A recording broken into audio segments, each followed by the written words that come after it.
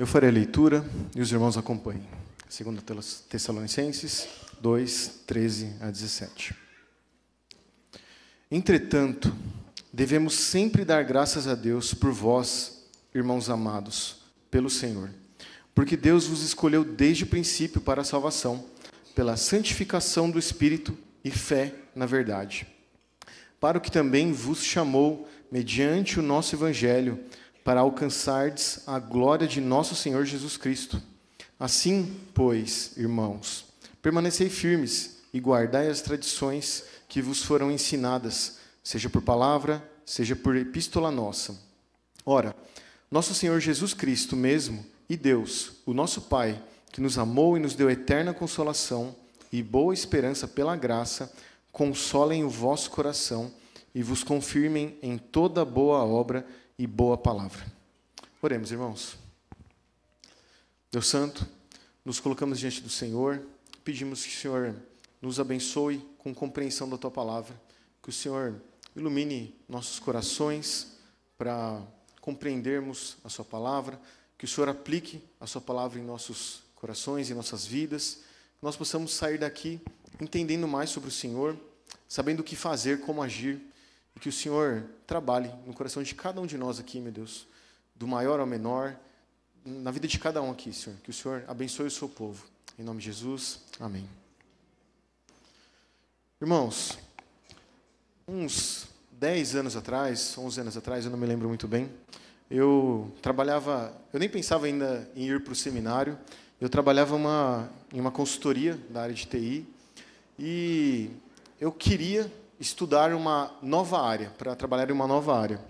E eu comecei a estudar por conta, eu comecei a estudar sozinho, mas eu sempre via vagas de emprego naquela área, e eu comecei a mandar currículo, mesmo conhecendo muito, muito pouco do que eu já tinha estudado, né? E não era uma área, uma tecnologia, uma área tão conhecida, era bem difícil de achar. E uma vez me chamaram para uma entrevista. E eu fui lá, e quando eu cheguei, eu fui o mais honesto possível. Eu falei, eu sei só isso aqui, mas eu quero muito mudar de área, eu quero muito entrar nessa área, então eu estou disposto a me esforçar o máximo, né? E aí eu falei com o gerente da área, né? E ele falou, a gente conversou bastante tempo, ele falou, não dá, essa vaga precisa de um conhecimento maior do que você tem. Você conhece muito pouco, então não dá. Mas quando fica de olho, quando tiver outras vagas, talvez alguma vaga com cargo menor, você manda, e tudo bem. E aí, depois de algumas semanas, talvez poucos meses, eu mandei de novo, para a mesma empresa. Eu via a vaga, eu mandava o currículo. E essa vaga ainda era um nível mais alto, assim, era mais impossível ainda de eu entrar nessa empresa.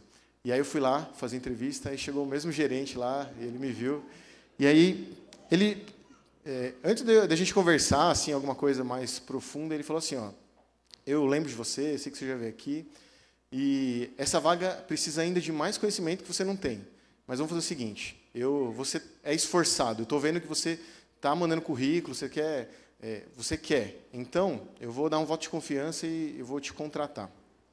E no final ele me contratou mesmo, entrei na empresa, aprendi bastante naquela área e foi muito bom. Eu tenho um carinho por essa situação, por aquela empresa, aquele gerente. Mas por que eu estou falando isso? Pensa nisso, irmãos. Eu era alguém incapaz para entrar naquela empresa com aquela vaga. Eu era alguém que não era merecedor de estar ali para aquela vaga. Eu não cumpri os requisitos, eu não era o suficiente para atuar naquela vaga. E esse texto, irmãos, ele nos fala um pouco sobre isso. A gente vê o comecinho do texto, como ele fala sobre como nós... na verdade, Paulo falando aos Tessalonicenses como eles deveriam sempre dar graças pela vida dos irmãos amados, porque eles foram escolhidos desde o princípio. A ideia aqui de escolhido, ele foi eleito por Deus. E a ideia de que não há merecimento. Da mesma forma como era injusto eu estar naquela vaga pelo meu conhecimento, eu não merecia naquela vaga, e da mesma forma nós não merecemos a salvação. Nós somos escolhidos por Deus. E parece sermão de presbiteriano, né? Já vamos falar sobre eleição, né? Já vamos. Se você vai numa igreja mais da prosperidade, o sermão vai ser sobre dinheiro. Se você vai numa igreja reformada, é sobre eleição, né? Brincadeira à parte, irmãos. Mas esse é um texto muito rico e isso nos fala sobre verdades muito importantes para nós. O tema desse sermão é como os crentes devem perseverar na tribulação. E por que tribulação? O texto nem falou sobre tribulação, mas a gente precisa entender o que está acontecendo aqui, irmãos, o contexto de tudo que está acontecendo. E por que é importante entender o contexto de tudo isso?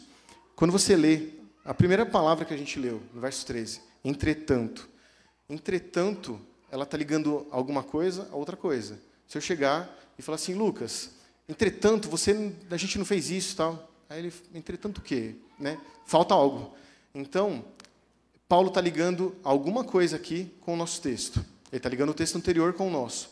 Se você voltar no primeiro trecho do capítulo 1, do verso 2, do capítulo 2, a gente vê que esse trecho fala sobre a vinda do Senhor, sobre a apostasia e o homem da iniquidade, ou seja, o anticristo.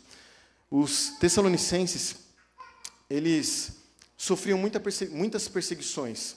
Eles eram crentes que foram convertidos com a visita de Paulo e Silas para Tessalônica.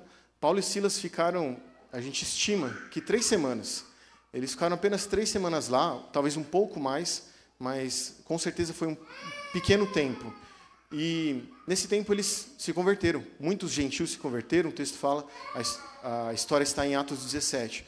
Muitos gentios se converteram, alguns judeus se converteram, e os judeus não convertidos, eles começaram a perseguir os crentes de Tessalônica.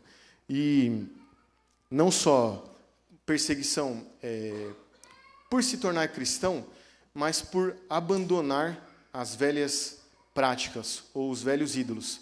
Em 1 Tessalonicenses capítulo 1, verso 9, lá ele nos fala como os tessalonicenses abandonaram os velhos ídolos. Eles deixaram os ídolos de toda uma vida para servir a Cristo. E isso não era algo pequeno.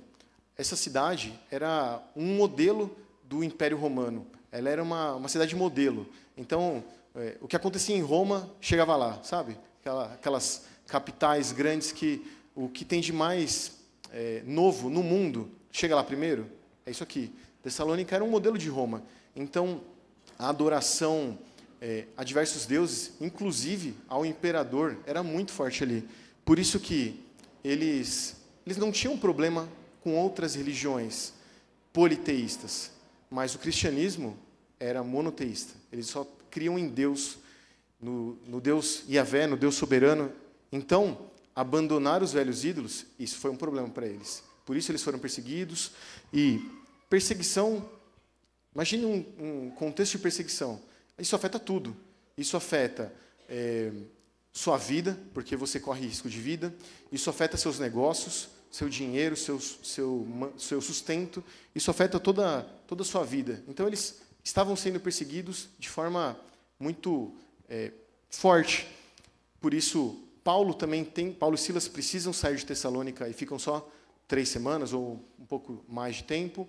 Eles vão para Bereia, a próxima cidade. Eles são perseguidos lá pelos judeus de Tessalônica que vão para lá. Eles têm que sair de lá também, chegam em Atenas. E lá, Paulo fica preocupado. Paulo está preocupado. Eles são crentes novos na fé. Como eles estão sofrendo uma perseguição tão ferrenha, sendo crentes tão novos na fé? E por isso Paulo envia Timóteo. Timóteo vai lá ver como eles estão. E Timóteo volta com boas notícias. Eles são crentes fiéis, eles são crentes fervorosos que possuem bons frutos. Eles demonstram que são realmente salvos, são transformados. E por isso Paulo escreve a primeira carta e logo, pouco tempo depois, ele já escreve a segunda carta com o aumento da perseguição aos tessalonicenses. Então, o tema do sermão, como o crente deve perseverar na tribulação, esse contexto explica a tribulação que eles sofriam. Nas 2 epístolas, que são cartas pequenas, a gente encontra a palavra tribulação 7 vezes. E esse trecho anterior ao que nós lemos nos fala sobre como essa perseguição iria aumentar, porque eles tinham dúvidas sobre a volta de Cristo. Provavelmente havia pessoas lá dizendo que Cristo já voltou. E eles ficavam com dúvidas. Cristo já voltou? E a gente está aqui? Né? Eles não conheciam muito bem, não entendiam muito bem. Por isso que Paulo, no final da primeira epístola, fala bastante sobre a volta de Cristo, sobre Cristo levando os seus ao céu. E nessa segunda carta, ele diz que Cristo não voltou, porque antes dele voltar, o anticristo vai se manifestar. E aí esse trecho fala sobre como o anticristo vai se apresentar, se manifestar com grande apostasia. Muitos irão abandonar a fé e o engano do anticristo vai levar muitos. Né? Se o nosso texto que nós lemos fala sobre a fé na verdade, a gente vê um contraste aqui, que é o engano, a perdição, essas pessoas sendo enganadas. Então, pense, eles estão sofrendo tribulação, perseguição. E Paulo explica para eles que futuramente viria mais perseguição. E por isso, Paulo, agora vamos lá naquela palavra entretanto. Paulo está fazendo um contraste. É uma ligação dos dois textos, mas ele está fazendo um contraste. Se eu falei anteriormente da perseguição, agora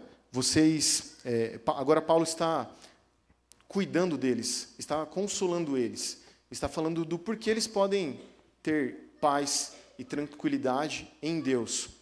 E o motivo disso é a salvação, a eleição que Deus... porque Deus os escolheu, os elegeu. Nós vemos nos versos 13 e 14, dizem assim: entretanto, devemos sempre dar graças a Deus por vós, irmãos amados, pelo Senhor, porque Deus os escolheu desde o princípio para a salvação, pela santificação do Espírito e fé na verdade, para o que também vos chamou, mediante o nosso Evangelho, para alcançardes a glória de nosso Senhor Jesus Cristo. Pense como Paulo faz um tratado sobre salvação, vasto e grande. Ele fala sobre eleição, sobre eleitos escolhidos antes da fundação do mundo, sobre salvação, sobre santificação no Espírito, sobre fé na verdade, sobre o chamado que leva os crentes à salvação, sobre o Evangelho, sobre alcançar a glória de nosso Senhor Jesus Cristo. Tudo isso em 2 versos. E o que Paulo está fazendo é o seguinte: ele está consolando aqueles homens, aquelas pessoas. Vocês foram escolhidos por Deus. Isso não é pouca coisa. Nós devemos agradecer sempre por vocês terem sido escolhidos por Deus. Quando Paulo fala que nós devemos agradecer, dar graças, a ideia é de continuidade, a ideia é de sempre dar graças. Não é um agradecimento momentâneo. Eu vou agradecer hoje pela vida do Paulo. Não, eu vou dar graças sempre pela vida do meu irmão. Porque, por mais que eles estivessem em tribulação, eles foram escolhidos desde o princípio. Quando o texto fala aqui sobre eles eram amados, né, eles são amados de Deus, a ideia é de que eles foram amados lá no passado. É uma ação que Deus fez lá na eternidade ainda, da mesma forma como eles foram escolhidos no princípio. E o texto aqui, algumas traduções traduzem diferente. Não colocam como que Deus escolheu desde o princípio, mas colocam como escolhidos como as primícias. E eu entendo que essa é a melhor tradução. É um texto difícil, tem discussão sobre isso, mas é a melhor tradução. Paulo não costuma dizer ou falar sobre escolher as primícias, juntar a ideia de eleição com primícias. Mas Paulo fala muito sobre escolhido desde a eternidade. Paulo fala várias vezes sobre isso. Então, eles foram escolhidos há muito tempo. Na verdade, antes do tempo existir. E isso é grande demais, irmãos. Você consegue pensar sobre o que é isso? Você consegue pensar na sua vida que o quão importante é isso e o quanto isso deve mudar a sua vida? Você é alguém falho, assim como eu. Nós falhamos, nós pecamos e nós só podemos estar aqui em paz, adorando a Deus, porque nós somos escolhidos desde o princípio. Não foi pelas nossas obras. Nós somos escolhidos, não há merecimento. Da mesma forma como eu não merecia aquela vaga e consegui um emprego pela bondade daquele homem. Não só bondade, né? Ele investiu em mim, né? Mas eu não merecia. Da mesma forma, nós não merecemos a salvação. Nenhum de nós aqui nunca mereceu. E Paulo ainda fala sobre como isso acontece, né? Ele fala que porque vos escolheu desde o princípio. Então, se o motivo de gratidão é a eleição, como isso acontece? Essa palavra, esse trecho nos dá o porquê, ou como. E é pela eleição de Deus. Se nós devemos dar graças, é por ser eleitos de Deus, pela santificação no Espírito e a fé na verdade. Esse trecho anterior fala daqueles homens enganados pelo anticristo, enganados ou vivendo no engano. E aqui Paulo fala sobre como os tessalonicenses, eles têm a fé na verdade. Paulo faz um contraste muito forte sobre isso. E eles eram escolhidos desde a fundação do mundo, algo que aconteceu lá atrás, mesmo confusos, mesmo muitas vezes eles não entendendo muito bem, eles passando por tribulações, crentes novos, eles não tinham 6 meses de conversão. E Paulo está confortando eles. E a gente tende a olhar para a eleição e talvez achar algo, um ensino complicado, difícil e pouco prático. Concorda? Ou sou só eu que já achei muito isso? Mas pense como isso é prático. O que Paulo está fazendo é o seguinte: Paulo está fundamentando a fé deles. Se a fé deles estivesse fundamentada na crença deles, em como eles se converteram, como aconteceu, isso talvez os levasse a cair e a se perder. Paulo está fundamentando o terreno. A gente, ontem, lá na congregação, a gente está trabalhando, a gente não, né? Mas tem pedreiros trabalhando na obra da construção do templo. Ontem o Lucas mandou vários vídeos e fotos do pessoal enchendo a laje. E acho que começou ontem mesmo, acabou ontem, né? Um dia o pessoal encheu toda a laje. E eu olhava pensando no trabalho que isso dá, né? Mas foi um dia de trabalho. Mas para os irmãos que estão acompanhando, acredito que já faz uns 5 meses que os pedreiros, o pessoal está lá trabalhando no fundamento daquela obra. Porque de que adianta a gente encher uma laje de um lugar onde o fundamento não se suporta? Onde você vai encher a laje e tudo vai cair. Paulo está fazendo isso com eles. Paulo está fundamentando a fé deles e o consolo deles, porque eles foram eleitos de Deus. Eles foram eleitos antes do mundo existir. Isso deve trazer esperança e consolo, e a gente vê como nos próximos versos Paulo fala sobre isso. E trazendo para a nossa vida, irmãos, você era aquele que, quando ia jogar futebol na escola, era o último a ser escolhido? Talvez. Tem muitos aqui que eu estou olhando aqui que eu sei que com certeza era, né? E às vezes eu longe de mim ser o último, né? Mas às vezes quando você não era o último, você ficava até feliz, né? Ou porque alguém foi bondoso, ou porque ele não te conhecia, né? E no final você vai lá e joga, e você não mereceu, mas você foi escolhido. Pense no seguinte: Deus não te escolheu por último.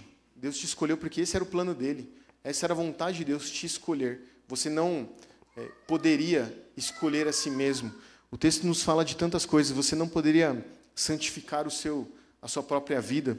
Você não poderia inserir fé em você mesmo. Paulo nos fala que é Deus quem coloca fé no coração dos homens. Deus é quem nos chama. A gente vê isso no verso 14. E o chamado aqui é algo que aconteceu no passado. Também, o texto nos dá a ideia de algo que aconteceu antes da fundação do mundo. Aconteceu em algum momento. E ainda hoje, nós somos salvos. Porque Deus, na sua soberania, na sua sabedoria, como nós vemos em Romanos 11, escolheu a cada um de nós. Isso deve nos trazer consolo, nos trazer tranquilidade para passar por momentos de tribulação. Por isso que esse meu primeiro ponto, né, é como os crentes devem perseverar em tribulação, reconhecendo com gratidão a eleição divina. E aqui Paulo reconhece a eleição dos irmãos dele, mas aplicando a nossa vida, nós devemos reconhecer a eleição dos nossos irmãos e a nossa também. Paulo nos dá esse exemplo várias vezes nessa epístola. Ele fala várias vezes agradece várias vezes sobre como eles eram eleitos e como isso era motivo de graça, motivo de dar graças a Deus, motivo de alegria. Aplicando, irmãos, as nossas vidas, você tem dúvidas da sua salvação? Algum momento você, talvez um momento na sua vida onde você tem passado por dificuldades ou está em pecado e você questiona se você é mesmo salvo? Talvez por pecados ou talvez por estabelecer algum padrão. Você acha que para ser salvo o crente tem que ser assim ou assado. E o que Deus está dizendo é o seguinte, o que Deus nos ensina, né, com esse texto é o seguinte: você não deve olhar para padrões. Foi Deus quem escolheu. Se houvesse padrão, algum padrão, e o padrão fosse um padrão como os de Deus, com certeza nenhum aqui estaria salvo. Ninguém aqui, nem eu, nem nenhum dos irmãos. Mas Deus nos escolheu antes da fundação do mundo. E isso é importante. E não foi só a nossa eleição que vem antes da fundação do mundo. 2 Timóteo 1,9 diz o seguinte: Jesus nos salvou e nos chamou com santa vocação, não segundo as nossas obras, mas conforme a própria determinação e graça que nos foi dada em Cristo Jesus antes do tempo. Então, Jesus, antes da fundação do mundo, antes dos tempos eternos, ele já havia nos dado sua graça, derramado sua graça sobre nós. Outro texto, Apocalipse 13:8, diz que adorá-lo-ão todos os que habitam na terra. Ele está falando do anticristo aqui, a gente está lendo Apocalipse. Aqueles cujos nomes não foram escritos no livro da vida do Cordeiro, que foi morto desde a fundação do mundo. Jesus foi morto desde a fundação do mundo? Ele foi morto 2000 anos atrás. Mas o que João quer dizer é, ele já era o Cordeiro que morreria antes da fundação do mundo, nos decretos eternos de Deus. Assim como o nosso nome já estava no livro da vida, Cristo já era o Redentor. Ele já seria aquele que morreria em nosso lugar. Isso te dá confiança, te dá garantia? Isso te dá esperança e consolo? Quando a gente pensa em aconselhamento, irmãos, e a gente vê pessoas passando por dificuldades, tristes, pessoas depressivas, a gente vê que normalmente há uma dificuldade em confiar em Deus. E isso não é algo distante, isso é algo que nós vemos nas nossas vidas, né? Provavelmente em algum momento você já viu isso. Como nós temos dificuldade em colocar as nossas vidas nas mãos de Deus. E você não pode fazer nada por si mesmo. Você foi eleito e salvo, chamado, e isso é o que deve lhe trazer esperança. Se 2000 anos atrás, os crentes foram informados do fim dos tempos, né, que chegaria o homem da iniquidade, o anticristo, né, a gente vê isso em Tessalonicenses, pouco tempo depois, João nos escreve que, há mais de 2000 anos atrás, que tanto o anticristo, como as bestas, como Satanás, a morte e o inferno, todos eles seriam lançados no lago de fogo e enxofre. Tudo isso já estava escrito no decreto eterno. Isso te traz paz? Isso deve te trazer paz. Cada irmão aqui sabe o que tem passado, sabe as dificuldades que tem vivido. E isso é o maior motivo de termos consolo, tranquilidade e paz para passar pelas adversidades. Olhe com gratidão para a eleição, pela sua vida, pela sua eleição, né? E a dos seus irmãos da igreja. Nós estamos aqui como corpo de Deus, como igreja verdadeira, porque nós somos todos eleitos de Deus. Uma segunda verdade, irmãos, que nós vemos nesse texto, é que como nós podemos perseverar na tribulação? Essa segunda verdade é firmando-se na tradição dos apóstolos. A gente vê isso no verso 15. Mas, voltando naquela historinha lá do meu trabalho, eu entrei na empresa, fui contratado, e aí, meu chefe, quando eu entrei lá no primeiro dia, meu chefe falou assim, ó, você não vai fazer nada, você vai ficar um mês sem fazer nada, você só vai ler. Vou te dar um livro aqui, vou te dar um monte de coisa aqui para você ler, e você vai aprender. Você não sabe fazer nada, você vai aprender, certo? Então, eu passei um mês lendo, eu achei até estranho, não tinha costume com isso, né? Mas foi bom, eu aprendi bastante mesmo. E pense sobre isso, como isso também tem relação com o nosso texto. Eu não era alguém capaz, mas eu aprendi, e o que eu aprendi eu deveria colocar em prática. Eu fui contratado para isso, naquele momento, para aprender o meu trabalho e colocar em prática aquilo. E se a gente leu no primeiro trecho que a obra é toda de Cristo, a salvação é toda de Cristo, nós até vemos como há pontos onde o homem interage, por exemplo, na santificação. O homem ele trabalha na sua própria santificação.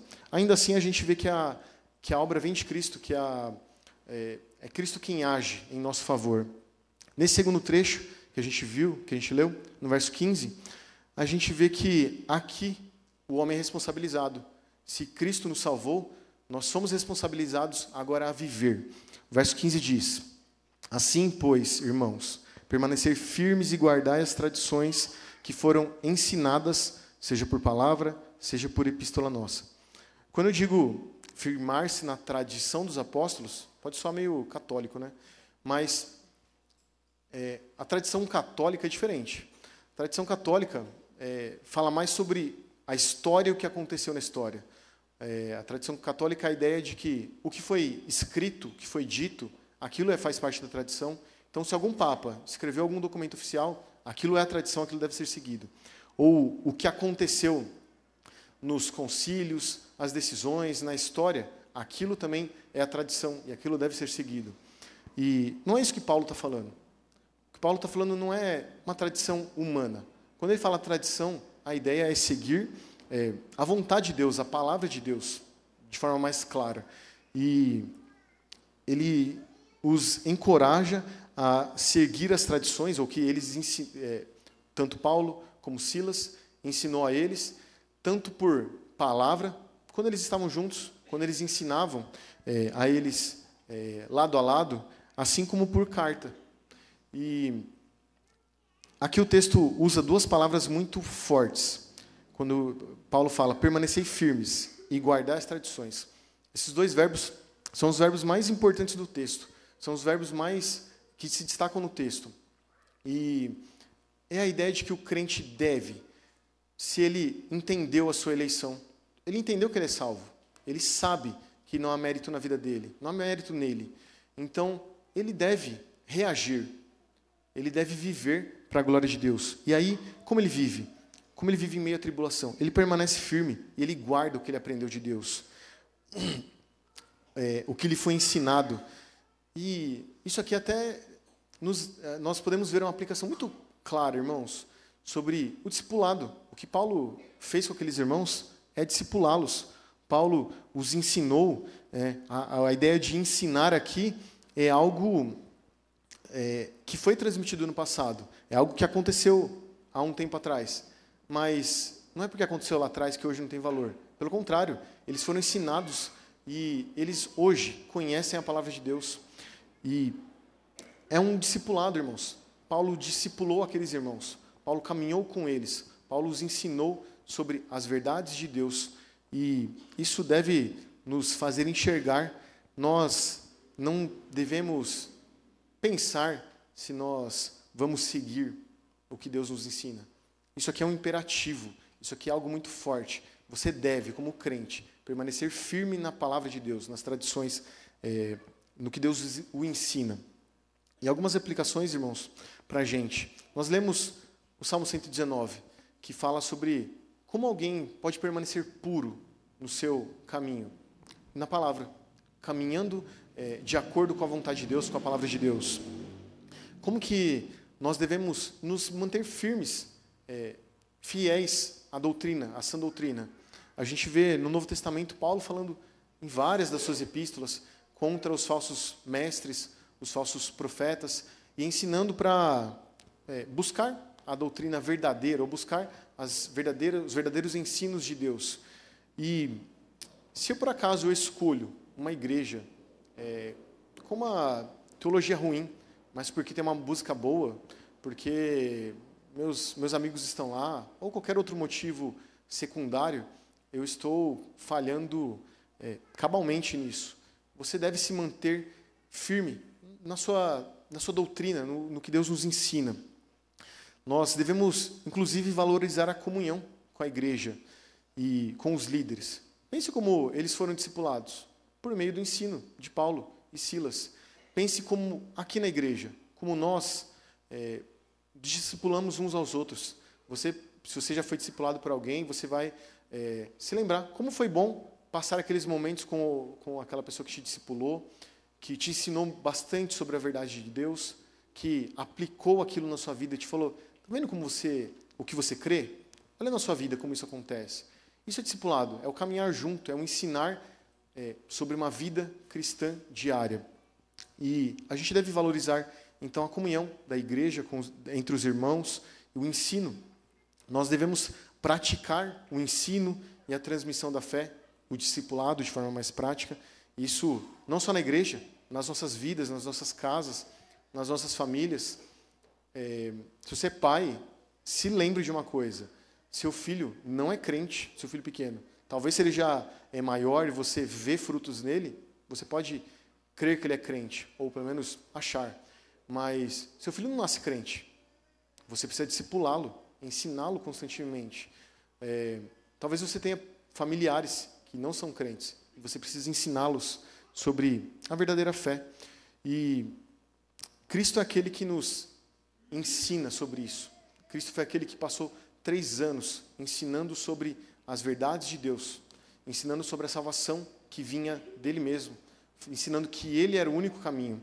Então, que nós possamos olhar para Cristo como nosso modelo de alguém um discipulador, alguém que estava firme na tradição, na tradição no final que era dele mesmo. Ele é Deus. Então, nós possamos permanecer firmes na tradição, no que a gente aprende.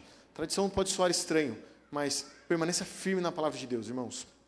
E a última verdade que nós vemos nesse texto, nós vemos nos versos 16 a 17. Essa última verdade é a seguinte: como nós podemos permanecer firmes na tribulação? Confiando no consolo que vem de Deus. A gente já falou sobre consolo, sobre como Paulo está consolando os irmãos, e aqui o texto fica mais claro ainda. Os versos 16 e 17 dizem: Ora, nosso Senhor Jesus Cristo mesmo e Deus, o nosso Pai, que nos amou e nos deu eterna consolação e boa esperança pela graça, consolem o vosso coração e vos confirmem em toda boa obra e boa palavra. Lembra daquela historinha do meu trabalho? Eu estou falando de historinha, mas é verdade, tá, irmãos? Não duvida não, é verdade mesmo. Da mesma forma que eu entrei naquela empresa, conhecia nada, e comecei a aprender, fazer um pouco ali, um pouco aqui, e às vezes eu ficava desanimado, porque era novo para mim, e eu não conhecia, todo mundo já sabia tudo ali, estava voando, como se diz, né? E eu ali me arrastando, não entendia muito bem, aprendendo. E uma coisa que me consolava é que eu não fui contratado ali porque eu sabia. Se eu tivesse sido contratado, se eu tivesse falado assim, eu sei tudo, pode me contratar, e aí eu chegasse lá e não soubesse, isso seria ruim, isso me traria um peso nas costas, mas eu não sabia mesmo. Então isso me consolava, porque eu estava aprendendo e eu estava conhecendo sobre como caminhar, como andar, como fazer o que eu devia fazer. E esse texto também, irmãos, nos ensina, esse trecho nos fala um pouco sobre isso. Nós, como crentes, assim como os crentes de Tessalônica, eles eram novos na fé, assim como eu era novo naquela empresa. Eles eram novos e eles estavam passando por dificuldades. E Paulo estava consolando eles. E o que me consolou naquele momento é que eu não conhecia muito mesmo. Então eu podia errar, né? E eu deveria tentar não errar, ou errar o mínimo, tentar acertar. Mas ainda assim, se eu errasse, eu estava aprendendo. E esses irmãos, eles eram consolados por Deus, porque eles foram eleitos por Deus. Eles não eram salvos porque eles eram bons, merecedores da salvação, e por isso, por serem bons, eles não poderiam errar e deviam estar firmes. Pelo contrário, eles eram eleitos por Deus, salvos, e eles estavam caminhando firmes, mas eles precisavam da graça de Deus. Eles precisavam de Deus que os fortalecia. e Paulo está os consolando. Esse último trecho é uma oração. Se você vê, Paulo está fazendo súplicas a Deus.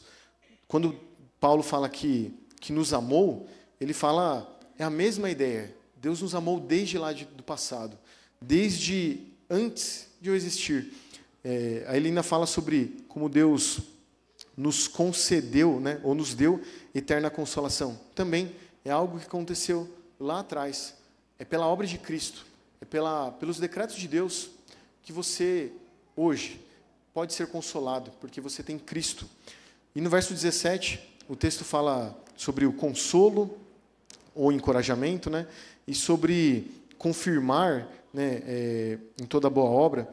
E essas palavras são pedidos de Paulo. Paulo está orando a Deus e pedindo que Deus console eles e que Deus confirme em toda a boa obra a vida deles, a fé deles.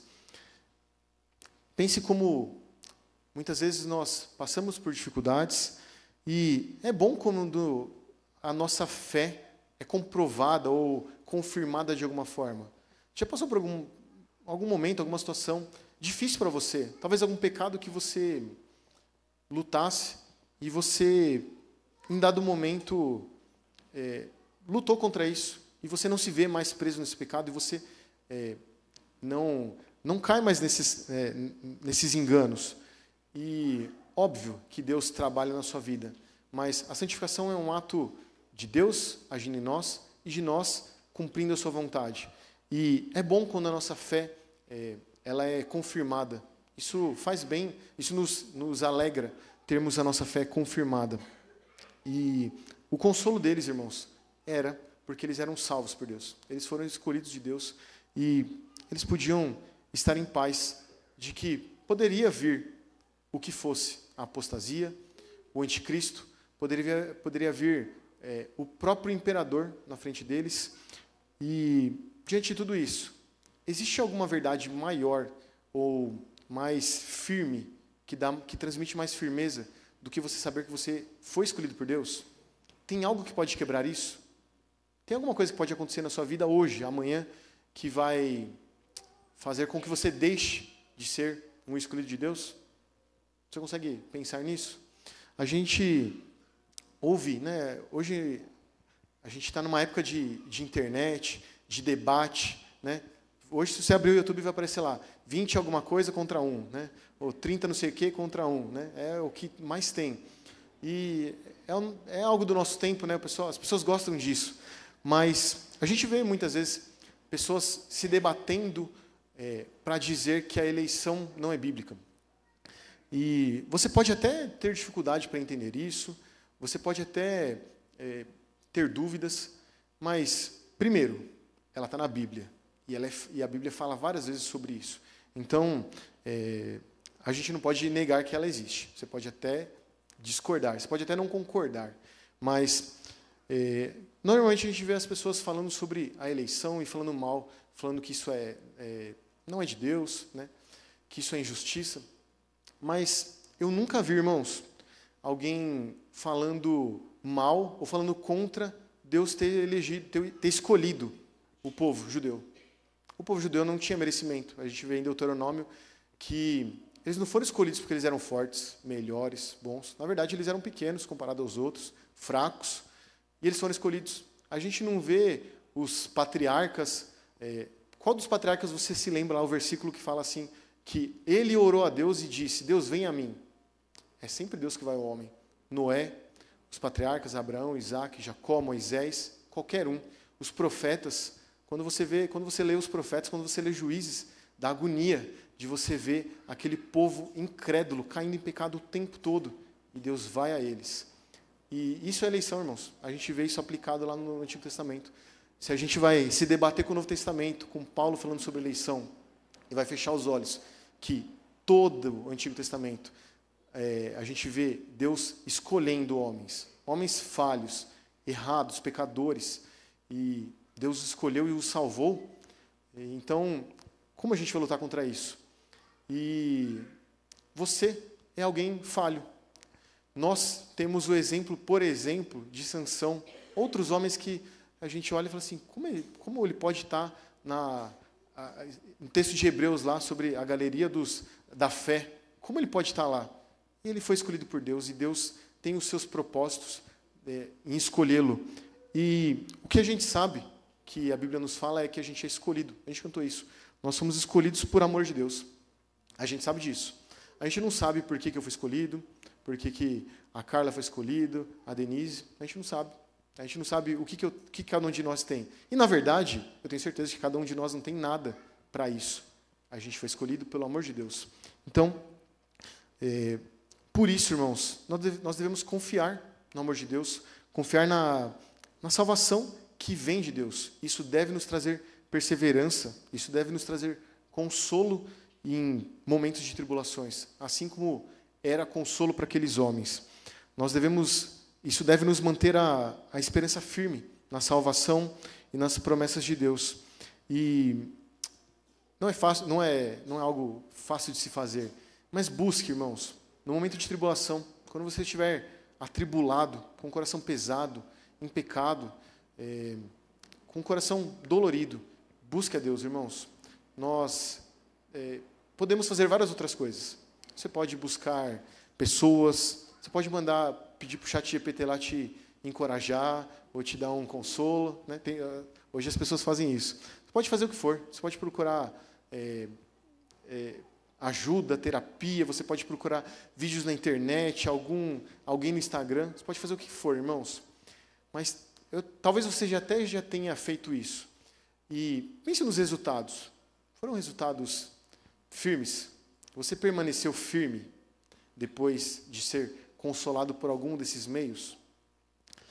Pense que é Cristo quem te escolheu, quem te salvou e quem já te garantiu que você passará a eternidade com Ele. E por isso, você pode ter esperança na salvação e pode ter esperança para passar por tribulações, irmãos. Vamos orar, irmãos, encerrando o nosso culto. Eu queria chamar já a equipe, pode vir aqui à frente. Enquanto isso, vamos orar, encerrando.